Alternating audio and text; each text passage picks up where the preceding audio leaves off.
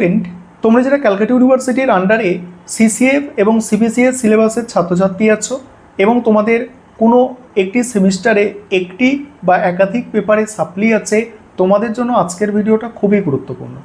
আজকের ভিডিও যেটা আলোচনা করব, তোমাদের এই সাপ্লিমেন্টারি পরীক্ষা সিসিএফ সিলেবাস বা সিবিসিএস সিলেবাসে একটা সাবজেক্টে কতবার দিতে পারবে সাপ্লিমেন্টারি পরীক্ষা বা কত দিন ধরে সেটা দিতে পারবে, এবং দ্বিতীয় গুরুত্বপূর্ণ বিষয় যে সাপ্লিমেন্টারি পরীক্ষা ক্লিয়ার কিভাবে করবে।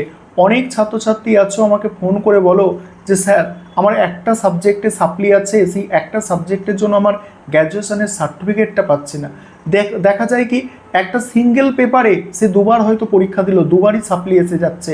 সে অনেক পড়ে অনেক পরিশ্রম করে পরীক্ষা দিল, তারপরেও সাপ্লি এসে যাচ্ছে। কেন এসে যায় সাপ্লি সেটাও আমি বলবো। আজকের ভিডিওটা প্রথম থেকে শেষ পর্যন্ত দেখো, আশা করি তোমাদের অনেকটাই উপকারে আসবে। প্রথমে যেটা বলার আছে তোমাদের সেটা হচ্ছে যে তোমরা কতবার সাপ্লিমেন্টারি পরীক্ষা দিতে পারবে। দেখো, তোমরা যারা সিসিএফ সিলেবাসের ছাত্রছাত্রী আছো, তোমরা সিসিএফ সিলেবাসের ছাত্রছাত্রীরা 7 বছর সাপ্লিমেন্টারি পরীক্ষা দিতে পারবে। সেটা অনার্স কোর্সের ছাত্রছাত্রী হও আর এমডিসি অর্থাৎ পাস কোর্সের ছাত্রছাত্রী হও, 7 বছর তোমরা টাইম পাবে। কিভাবে টাইমটা ক্যালকুলেট করবে সেটাও আমি আসছি আলোচনায়। তারপরে সিবিসিএস সিলেবাসের তোমরা যারা ছাত্রছাত্রী আছো, তোমরা 5 বছর সাপ্লিমেন্টারি পরীক্ষা দেওয়ার টাইম পাবে। আমি একটা মোটামুটি ক্যালকুলেশন তোমাদের আমি বলছি, যাতে তোমরা পুরো বিষয়টা বুঝতে পারো যে কিভাবে 7 বছর এবং কিভাবে 5 বছর হচ্ছে। প্রথমে বলি, তোমরা যারা সিসিএফ সিলেবাসের ছাত্রছাত্রী আছো, ধরো তোমরা 2023 সালে কেউ কলেজে অ্যাডমিশান নিয়েছো, তোমরা কত বছর পর্যন্ত দিতে পারবে? তোমরা দিতে পারবে 2029 সাল পর্যন্ত। কারণ 23, 24, 25, 26, 27, 28, 29, ঠিক আছে, এই 7 বছর তোমরা দিতে পারবে। এবার একটা সিম্পল হিসাব, যদি তোমাদের 2023 সালে অ্যাডমিশন নিয়ে থাকো, 2023 সালে কি হয়, প্রথম দুটো সেমিস্টার 1, সেমিস্টার 2, 24-এ হচ্ছে 3 নম্বর 4 নম্বর সেমিস্টার, 25-এ হচ্ছে 5 নম্বর 6 নম্বর সেমিস্টার। এমডিসি কোর্সের ছাত্রছাত্রীদের 25 সাল পর্যন্ত তখন সেমিস্টার, মানে তাদের পড়াশোনার যে সময়, মেন পড়াশোনার সময় সেটা কমপ্লিট। অনার্সের যদি ছাত্রছাত্রী হয় তারা কি 2026 পর্যন্ত 7 এবং 8 সেমিস্টার দিয়ে তারা ক্লিয়ার করবে। এটা 2023-এর যদি অ্যাডমিশন হয় তখনের কথা বলছি, ঠিক আছে। তাহলে তারা 26 সালে কি করছে, 26 সালে 7, 8 সেমিস্টার দিয়ে ক্লিয়ার করবে। কিন্তু প্রথম সিসিএফ সিলেবাস অনুযায়ী 2024 সাল থেকেই তোমরা সিসিএফ সিলেবাসের পরীক্ষা দিচ্ছ, সেটা পরের কথা। আমি একটা মোটামুটি হিসাব তোমাদের বলছি। ধরো কেউ 2023 সালে প্রথম সেমিস্টারে সাপ্লি পেলো, 2023 সালে প্রথম সেমিস্টারে সাপ্লি পেলো। প্রথম সেমিস্টার মানে হচ্ছে অড সেমিস্টার, সেটা আবার 2025-এ একবার দেওয়ার সুযোগ পাচ্ছে, 2027-এ একবার দেওয়ার সুযোগ পাচ্ছে, দুবার সুযোগ, এবং 2029-এ একবার দেওয়ার সুযোগ পাচ্ছে। অর্থাৎ প্রথম সেমিস্টারে সাপ্লি পেলে সে 3 বার পরীক্ষা দেওয়ার সুযোগ পাচ্ছে, ঠিক আছে। এবং কেউ যদি ধরো মানে 5th সেমিস্টারে সাপ্লি পেলো, সে কবার সুযোগ পাচ্ছে? 5th সেমিস্টারটা আমি কি বললাম, হিসাব অনুযায়ী 2025 সালে হচ্ছে। 2025 সালে যদি 5th সেমিস্টার হয়, 2025-এ সে একবার তো পরীক্ষা দিয়েছে, তারপরে সে একবার 27-এ পরীক্ষা দেওয়ার সুযোগ পাবে আর একবার 29-এ পরীক্ষা দেওয়ার সুযোগ পাবে। অর্থাৎ যত সেমিস্টার দূরে যাচ্ছে তত সুযোগ তার কাছে সাপ্লিমেন্টারি পরীক্ষা দেওয়ার সুযোগ কমে যাচ্ছে। এবং ধরো কেউ অনার্সের ছাত্রছাত্রী সে কি করলো, সে 7 সেমিস্টার, ধরো 2026-এ তার 7 সেমিস্টারে সাপ্লি এলো, সে 2026-এ একবার পরীক্ষা দিয়েছে, তারপরে সে 2026-এ 7 সেমিস্টার যখন হলো, সে 2028-এ একবার পরীক্ষা দেওয়ার সুযোগ পাবে। ওই একবারই সুযোগ পাবে, সে কিন্তু আর সুযোগ পাচ্ছে না। এই বিষয়টা মাথায় রাখতে হবে। তোমরা খাতায় লিখবে, আমি তোমাদের যেভাবে এইভাবে ক্যালকুলেশন করেছি এইভাবে তোমরা ক্যালকুলেট করবে, ক্যালকুলেট করে খাতায় লিখবে, খাতায় লিখে ক্যালকুলেশন করবে, তখন বুঝতে পারবে।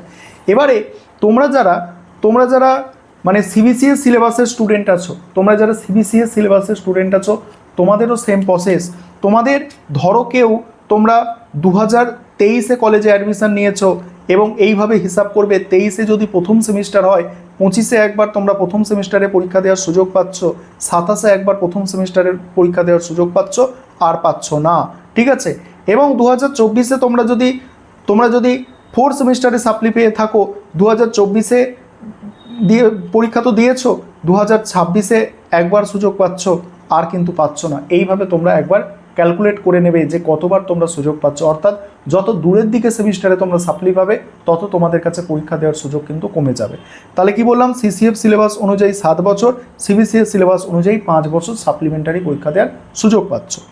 পরের গুরুত্বপূর্ণ বিষয়, সাপ্লি ক্লিয়ার করার জন্য কি করবে। দেখো, বিশেষ করে তোমরা যারা সিবিসিএস সিলেবাসের স্টুডেন্ট আছো তোমাদের কাছে একটা বড় সমস্যা যে তোমরা সাপ্লি ক্লিয়ার করবে কিভাবে। কারণ এখন সিসিএফ সিলেবাস চলে এসেছে, সিসিএফ সিলেবাসে যদি কারো সাপ্লি থাকে তাদের ক্লিয়ার করা একটা সুবিধা আছে। কি সুবিধা আছে, ধরো কেউ এখন 4 সেমিস্টারে সাপ্লিমেন্টারি পরীক্ষা দেবে, তাদের 4 সেমিস্টারে সিসিএফ সিলেবাসের যে প্রশ্ন হবে নতুনদের, তাদের সাপ্লিমেন্টারি প্রশ্ন ঠিক একই প্রশ্ন হবে। ধরো প্রথম সেমিস্টারে কেউ সিসিএফ সিলেবাসে সাপ্লিমেন্টারি পরীক্ষা দিতে চলেছে, তার যা প্রশ্ন এবং নতুন যারা পরীক্ষা দিচ্ছে তাদের প্রশ্ন সেম এবং সাজেশানও সেম। ইউটিউবে বিভিন্ন স্যারেরা ভিডিও পোস্ট করছে, সেখানে সাজেশান তোমরা পেয়ে যাবে। বিভিন্ন স্যারেরা বিভিন্ন চ্যানেলে ভিডিও পোস্ট করছে, সেখানে তুমি কোথাও না কোথাও সাজেশান পেয়ে যাবে সিসিএফ সিলেবাসের। যদি সাপ্লি থাকে নতুনদের যে সাজেশান, সেই সাজেশান তুমি ফলো করলে চলে যাবে। কিন্তু দেখা যাচ্ছে সিবিসিএস সিলেবাসের যারা ছাত্রছাত্রী তারা প্রচুর একটা সমস্যার সম্মুখীন হচ্ছে। কারণ এক তো সিলেবাসটা ওল্ড হয়ে গেছে, অর্থাৎ এই সিলেবাস আর পড়াশোনা চলছে না, তাই কোনো বাজারে বইপত্র তো পাওয়া যাবেও না এবং সাজেশানও ইউটিউবে পাওয়া যাবে না।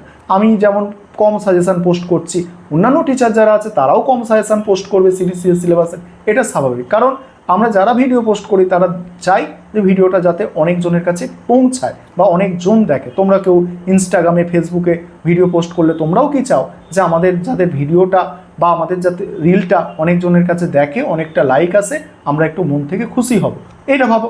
আমরাও যারা ভিডিও পোস্ট করি সেম জিনিসই ভাবি। সেক্ষেত্রে কি হয় যে তোমাদের সাজেশান তোমরা পাবে কোথা থেকে, কীভাবে তোমরা ক্লিয়ার করবে সাপ্লিটা, এটা হচ্ছে সবথেকে বড় কথা। এর জন্য তোমাদের আমি যে বিষয়টা এখন সাজেস্ট করতে চলেছি এই বিষয়টা ফলো করো এবং যাদের কাছে শেষ সুযোগ আছে অর্থাৎ গ্র্যাজুয়েশন কমপ্লিট করতে পারছো না, তোমরা অবশ্যই কমেন্ট করে জানাবে এবং এই যে নিয়মটা আমি বলছি এই নিয়মটা ফলো করবে। তোমরা 2026-এ পরীক্ষা দিচ্ছ তো, খাতার পেজে 2022, 2023, 2024, 2025 এবং 2026 এই কটা সাল লিখবে। কি বললাম আরেকবার রিপিট করে নিই, 2022, 23, 24, 25, 26 খাতার পেজে সালগুলো লাইন দিয়ে লিখবে। লাইন দিয়ে লেখার পরে 2025 সাল যেটা আছে সেই 2025 সালটা গোল করবে, অর্থাৎ 2000 যারা এবারে 26-এ সাপ্লি পরীক্ষা দিচ্ছ তাদের জন্য বলছি, কনসেপ্টটা বোঝো। 2025 সালটাকে গোল করে দেবে। গোল করে দেওয়ার মানে কি, এই 2025 সালের প্রশ্নপত্র তোমাদের আগে জোগাড় করতে হবে, আগে কালেক্ট করতে হবে 2025 সালের প্রশ্নপত্র। কারণ কি, বিগত বছরের প্রশ্নপত্র যেটা গোল করেছো 2025 ওটাকে আগে কালেক্ট করতে হবে। তোমরা যারা সাপ্লি পেয়েছো তোমাদের কাছে অনেকের কাছে থাকবেও 2025 সালের প্রশ্নপত্রটা, সেই প্রশ্নপত্রটায় যে প্রশ্নগুলো এসেছে পরীক্ষায় সেই প্রশ্নগুলো তোমাদের বাদ দিয়ে পড়াশোনা করতে হবে। বেশিরভাগ ক্ষেত্রে আর্টসের তোমরা যারা ছাত্রছাত্রী আছো, history, political science, sociology, education, Bangla, এই সব সাবজেক্টে কি হয় যে বছর পরীক্ষা হচ্ছে তার পরের বছরে সেই বছরের প্রশ্ন আর রিপিট সাধারণত আসে না। তাহলে তোমরা 2025 সালের প্রশ্নটাকে গোল করছো এবং 2025 সালের প্রশ্নপত্র জোগাড় করে প্রথমেই হাতের কাছে রাখছো, একদম প্রিন্ট আউট করে হাতের কাছে রেখে দেবে। রেখে দিয়ে দেখবে যে 2025 সালে কোন প্রশ্নগুলো এসেছে। তারপর দ্বিতীয় কাজ কি হবে, দ্বিতীয় কাজ হবে তোমাদের আগের ইয়ারের প্রশ্নগুলো কালেক্ট করা, 2024 সাল, 2023 সাল, 2022 সালের প্রশ্নগুলো কালেক্ট করা। এই 3টে সালের প্রশ্নপত্র হাতের কাছে রাখবে, প্রিন্ট আউট করে নেবে দরকার পড়লে।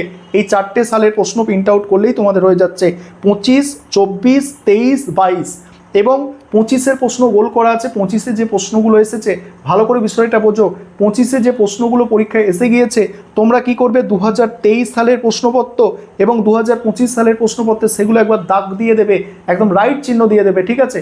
ভালো করে বুঝবে বিষয়টা যে 2025 সালে যে প্রশ্নগুলো এসেছে সেই প্রশ্নগুলো 2022 এবং 2023-এর প্রশ্নপত্রে দাগ দিলে এবং বাকি যেগুলো দাগ দেওয়া নয় সেই প্রশ্নগুলো পড়ে থাকলো এবং তোমার কাছে কি আছে 2024 সালের প্রশ্নপত্র আছে, সেই 2024 সালের প্রশ্নপত্রের পাশে পাশে বা নিচে বা যেখানে জেরক্স বা প্রিন্ট আউট করে এনেছো তার পেছনে যেখানে ফাঁকা জায়গা আছে, যে প্রশ্নগুলো দাগ পড়লো না সেই বাকি প্রশ্নগুলোকে কি করবে, লিখে নেবে।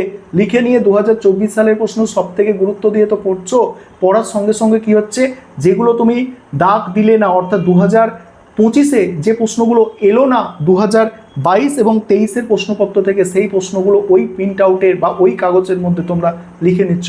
লিখে নিলে তোমাদের জন্য কমপ্লিট সাজেশন একটা তৈরি হয়ে যাচ্ছে এবং তোমরা এইভাবে করো। যারা সাজেশন পাচ্ছ না বা কি পড়বে বুঝতে পারছো না, তোমাদের জন্য একদম আমি মানে পুরোপুরিভাবে গাইড করে দিলাম যে এইভাবে তোমরা এগাও, দেখবে তোমার সাপ্লিমেন্টারি ক্লিয়ার হয়ে যাবে। তবে আরেকটা বিষয় এখানে ক্লিয়ার মানে মাথায় রাখতে হবে যে কি লিখবে পরীক্ষায়। যা তা লিখলে তো ক্যালকাটা ইউনিভার্সিটি নাম্বার দেবে না। যখন তুমি সাপ্লিমেন্টারি পরীক্ষা দিচ্ছ না, তখন আগে ধরো একটা টিচার কি করেছে, 500 জনের খাতা দেখেছে, এখন সে কি করছে, সেই সাবজেক্টে ধরো 50 জনের সাপ্লি আছে, সেই 50টা খাতা দেখবে। তাহলে 500 জনের খাতা দেখবে আর তার কাছে 50 জনের খাতা, তাহলে আরও টাইম দিয়ে দেখবে, আরও ভালো করে দেখবে। ভালো করে দেখলে কি হবে, নাম্বারটা কিন্তু কমার চান্স আছে। কারণ টিচাররা যখন খাতা দেখে তখন ভুলগুলো তাদের চোখে পড়ে। কত তুমি সঠিক লিখেছো সেটা চোখে তো কম পড়বে, যেগুলো ভুল সেগুলো চোখে পড়বে, এবং সেই ভুলগুলোকে মানে চোখে পড়বে। তাই তোমাদের কি করতে হবে, একটু ভালো করে পড়াশোনা করতে হবে। তাই যাদের সাপ্লি এখনও নেই তারা কখনোই চাইবে না যাতে সাপ্লির মতো সমস্যায় তোমরা আটকে পড়ো। ঠিক আছে, আশা করি আজকে যে বিষয়গুলো তোমাদের আলোচনা করলাম তোমাদের অনেকেরই উপকারে আসবে। বিশেষ করে যেভাবে সাজেশন তৈরি করবে সম্পূর্ণ আমি কিন্তু তোমাদের গাইড করে দিলাম।